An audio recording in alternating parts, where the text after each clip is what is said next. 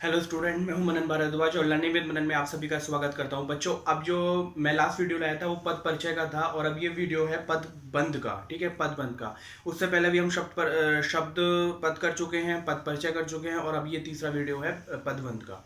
देखिए, पदबंध वैसे तो क्लास 10th में इस बार बोर्ड में जोड़ दिया गया है कोर्स बी में। ठीक है, तो वहाँ पे 4 नंबर का पदबंध जरूर आएगा। तो ये वैसे बहुत ही इम्पोर्टेंट एंड बहुत ही सिंपल टॉपिक है। हो सकता है टफ लगे, लेकिन ये बड़ा सिंपल है। इसको अगर आपने ठीक से समझ लिया, बहुत कम शब्दों में आपको पूरी बात समझ में आ जाएगी। ध्यान से देखिए, पदबंध, देखिए फ्रेज बोलते हैं इसको इंग्लिश में। पदबंध की डेफिनेशन सिंपल सी है, वो उसको देख लेने में कोई नुकसान नहीं है। देख लेते हैं कि जब दो या अधिक पद मिलकर एक ही शाब्दिक इकाई, संज्ञा, सर्वनाम, विशेषण, क्रिया, अव्यय का अर्थ बताएं तो वह ऐसे पद समूह होते हैं। ठीक है, पद माने तो आपको बता ही दिया मैंने, शब्द से बनकर, व्याकरणिक शक्तियों से बनकर के पद बनता है। तो ऐसे पद जब लगातार वाक्य में ऐसे पद होते हैं कि वो एक ही शब्द को इंगित कर रहे होते हैं, मतलब एक ही शब्द को जब वो इंगित करेंगे, मतलब एक ही उसका अर्थ निकलेगा, तो वो पदबंध कहलाएगा। उदाहरण के तौर पर देखिए, जैसे कि मेहनत करने वाले बच्चे ही आगे बढ़ते हैं। ठीक है, मेहनत करने वाले बच्चे, मैंने अंडरलाइन मैंने किया हुआ है, माने ये जो 3 शब्द किए हैं, 1 2 3, ये बच्चे के लिए ही प्रयोग किया जा रहा है। कहने का मतलब ये तीनों शब्द किसके लिए यूज हो रहे हैं? बच्चे के लिए। और ये बच्चा क्या है? बच्चा संज्ञा है, इसीलिए ये संज्ञा पदबंध कहला गया। ऐसे ही आपने देखते हैं, है होता है, था होता है, थी होता है, तो ये भी एक तरीके से ना मतलब ग्रुप ऑफ पद हो गया, मतलब फ्रेज हो गया, एक तरीके से पदबंध हो गया। तो ये क्रिया है, तो इसीलिए क्रिया पदबंध कहलाएगा। इसमें इंपॉर्टेंट बात याद रखने वाली बात होती है कि शीर्ष पद और अंतिम पद, और इसको आश्रित क्यों, मतलब आश्रित होता है ये क्या? शीर्ष पद को ही अंतिम पद कहते हैं। माने जो इसमें एक ऐसा पद, जैसे ये जो बच्चा शब्द है, तो ये क्या है? ये शीर्ष पद है। ठीक है, ये शीर्ष पद है। शीर्ष पद माने अंतिम पद है, इस पूरे पदबंध का अंतिम पद है। वो क्यों है? क्योंकि जो तीनों शब्द हैं वो इस पर आश्रित है, माने वो इसके लिए है। ठीक है, तो इसीलिए इसको शीर्ष पद और अंतिम पद कहा जाता है। ठीक है, अब देखते हैं पहला जो है ना, संज्ञा पदबंध क्या है। अब ये जो संज्ञा पदबंध क्या है? पद समूह संज्ञा का काम करते हैं जो। ठीक है, इसमें जो पदों का जो समूह होगा वो संज्ञा के लिए काम करेगा। जैसे पहला देखिए, बंगलुरु जाने वाली गाड़ी। ठीक है, अब गाड़ी क्या है? संज्ञा है। मैंने ये रेड से तक लिखा हुआ है, तो गाड़ी क्या है? संज्ञा है। ठीक है, ये पूरे मतलब जो 3 वर्ड ये यूज हो रहे हैं, ये गाड़ी के लिए हो रहे हैं कि बंगलुरु जाने वाली गाड़ी।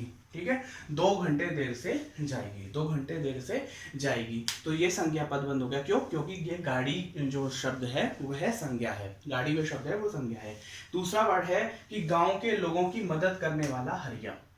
ठीक है, ये हरिया एक नाम हो गया। तो गांव के लोगों की मदद करने वाला हरिया।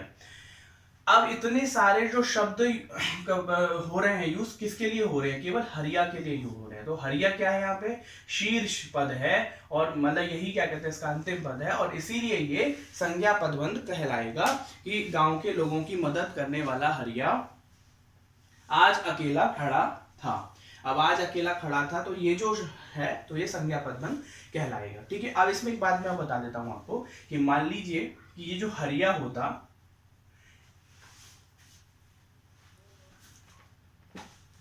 अगर हरिया यहाँ पे रेड से नहीं होता, माने ये अंडरलाइन नहीं होती इसमें, तो ये क्या होता? गांव के लोगों की मदद करने वाला, माने उसकी पूरी विशेषता बता रहे हैं, किसकी? हरिया की। तो यहाँ पे फिर ये जो वाला तक होता ना, तो ये फिर विशेषण हो जाता।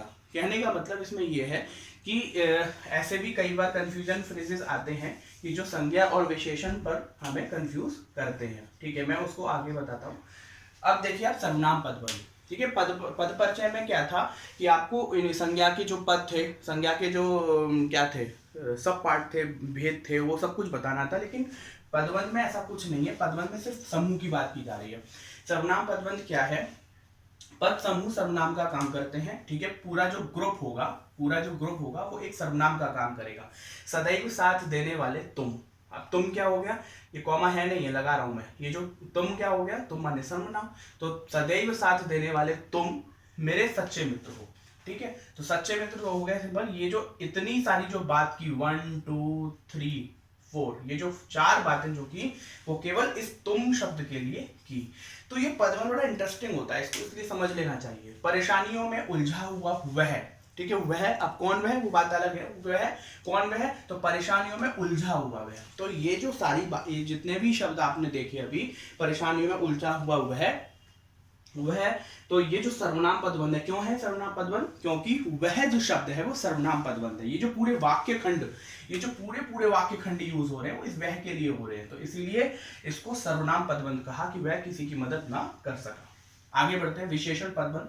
अब देखिए, संज्ञा की प्रकृति आप जानते हैं, संज्ञा क्या है, सर्वनाम क्या है, विशेषण क्या है, क्रिया विशेषण क्या है, तो वो तो दिमाग में रहना ही चाहिए आपको, ठीक है। तो विशेषण पदबंध क्या है कि पद समूह विशेषण का काम करते हैं, वो तो सबको बार बार एक ही लाइन आ रही है। तो लंबी सफेद दाढ़ी वाला, ठीक है, लंबी सफेद दाढ़ी, अब ये किसकी विशेषण हो सकते हैं, किसी संज्ञा के ही होंगे, लेकिन लंबी सफेद दाढ़ी वाला व्यक्ति अचानक गायब हो गया, तो ये विशेषण पदबंध है। अब जो बात मैं ऊपर बता रहा था वही, कि अगर ये बात हो जाती कि लंबी सफेद दाढ़ी वाला व्यक्ति, इसको व्यक्ति भी इसके अंदर होता, तो फिर ये विशेषण पदबंध नहीं कहलाता, क्योंकि फिर ये व्यक्ति माने व्यक्ति तो संज्ञा है ना, व्यक्ति संज्ञा है, इसीलिए फिर वो संज्ञा पदबंध कहलाता। अब आप कहेंगे ऐसा क्यों, तो ऐसा इसलिए, मैंने नीचे लिखा हुआ है कि रेखांकित पदबंधों के अंतिम शब्द के आधार पर हम पदबंध का निर्धारण करते हैं, ठीक है।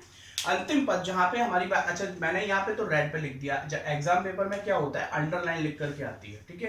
तो जो शब्द जितनी अंडरलाइन लगी हुई है, लास्ट जो अंडरलाइन वर्ड होगा, मान लीजिए ये है, तो आपको वाला तक को डिसाइड करना है कि ये पदबंध किस चीज का है। अगर यहां तक अंडरलाइन है तो आपको डिसाइड करना है कि ये किस चीज का है, ठीक है। लेकिन मैंने क्या किया है, मैंने रेड पेन से रेड से कर दिया है, ठीक है। तो आशा कर रहा हूं समझ में आ रही होगी चीज, ठीक है। फिर आगे बढ़ते हैं, क्रिया पदबंध, पद समूह क्रिया का। अच्छा दूसरा उदाहरण देखिए, 2 दिन पहले घर से लापता हुआ बालक, ठीक है, लापता हुआ माने ये इसका विशेषण हो गया, 2 दिन विशेषण हो गया, ठीक है, लापता हो गया। बालक अगर होता तो ये संज्ञा पदबंध हो जाता, लेकिन ये विशेषण है, क्यों, क्योंकि 2 दिन पहले घर से लापता, ये जितने भी वर्ण हैं वो केवल इस बच्चे के लिए है, लेकिन विशेषण के तौर पर प्रयोग हो रही है। अब आप कहेंगे कि इसमें तो अंतिम पद है ही नहीं है, तो ये अंतिम पद ये है लापता हुआ, बालक आज पुलिस ने ढूंढ लिया। अब है क्रिया पदबंध, पद समूह का क्रिया करते हैं तो पता ही हो गया कि आपके सभी प्रस्ताव, अब देखिए ये तो ब्लू में है, ये अंडरलाइन है इसमें, कि आपके सभी प्रस्ताव स्वीकार कर लिए गए। देखिए एक ही मतलब क्रिया के ऐसे पद जो मतलब जो किसी एक ही क्रिया के लिए प्रयोग हो रहे हैं, स्वीकारना भी क्रिया है, करना भी क्रिया है, लिए गए हैं भी क्रिया है, लेकिन ये किस लिए प्रयोग किए जा रहे हैं, एक ही, इनका अर्थ क्या निकल रहा है, इस पूरे शब्द का मतलब इसका अर्थ निकल रहा है स्वीकार, ठीक है, या मान लीजिए एक्सेप्ट, ठीक है। तो इस वजह से इसको क्रिया पदबंध कहा कि मैंने इतने सारे शब्द, इतने जो सारे शब्द हैं, क्रिया की जो इतने सारे जो शब्द हैं वो सिर्फ एक ही चीज के लिए प्रयोग हो रहे हैं, वो है क्रिया, ठीक है, स्वीकार करने के लिए। तो दूसरा उदाहरण देखिए कि वह अब तक सो चुका होगा, ठीक है, सो चुका होगा, है अब तक सो चुका होगा, ये आपने संयुक्त क्रिया में भी पढ़ा होगा, लेकिन ठीक है, इसको यहाँ पे क्रिया पदबंध के तौर पर देखा जा रहा है। तीसरा जो लास्ट उदाहरण है, 5वां, क्रिया विशेषण पदबंध, ठीक है, उदाहरण नहीं है, प्रकार है, क्रिया विशेषण पदबंध। पद समूह क्रिया विशेषण का काम करते हैं, मतलब एक ऐसा पद समूह जो होगा उसमें वो क्रिया विशेषण का काम करेगा बिना सोचे समझे, ठीक है। अब पहले तो ये पता होना चाहिए क्रिया विशेषण क्या है, तो क्रिया विशेषण के बारे में पता है कि जो विशेषण क्रिया की विशेषता को बताए, ठीक है। तो काम नहीं करना चाहिए, तो क्या है कि बिना सोचे समझे, ये विशेषता क्रिया की ही तो हो गई, तो बिना सोचे समझे कोई काम नहीं करना चाहिए। ये आपको बोर्ड पे मैंने रेड पे लिखा है, मैं फिर भी बता रहा हूँ, अंडरलाइन करके मिलेगा पेपर में आपको, ठीक है, और जहां तक अंडरलाइन होगी वहीं तक का आपको पदबंध का निर्धारण करना है कि कौन सा पदबंध है। दूसरा, बूढ़ा धीरे धीरे लंगड़ाता हुआ, अब देखिए लंगड़ाता हुआ भी क्रिया है, लेकिन यहाँ पे लंगड़ाता हुआ और धीरे धीरे किसकी विशेषता बता रहे, चल रहा की, ठीक है, तो इसीलिए ये क्रिया विशेषण है, क्योंकि क्रिया की विशेषता बता रहे हैं। और ये इतने सारे जो शब्द हैं ये क्रिया को फोकस में, क्रिया विशेषण की तरह से प्रयोग हो रहे हैं, क्रिया की विशेषता बताते हुए, इसीलिए क्रिया विशेषण पदबंध होगा।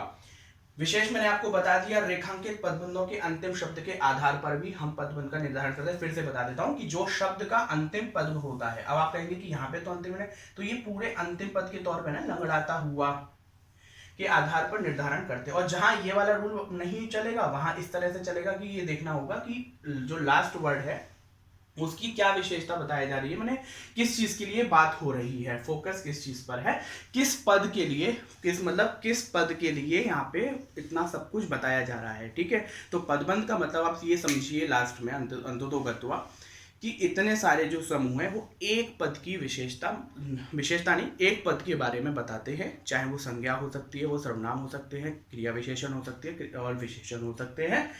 और बस हो गया। ठीक है, 5।